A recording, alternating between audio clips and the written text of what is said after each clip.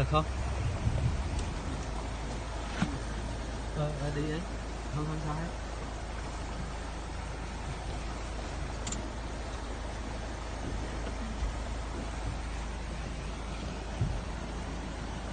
Được anh Tám ơi.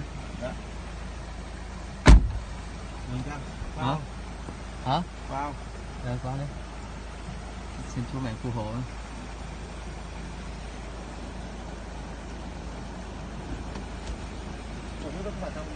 Hả?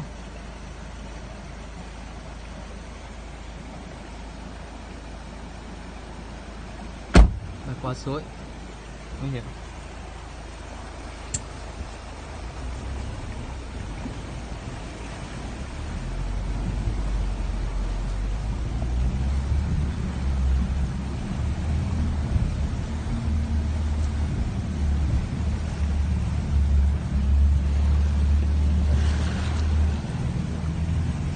Này ok thôi. Tạ ơn Chúa. Tạ ơn Chúa. Qua được chưa? Ôi. Tí nữa. Tới đây là ok rồi cha, hôm qua quân đội đang giữa đây rồi mà. Hả? Hôm qua quân đội đang giữa đây rồi mà. Rồi.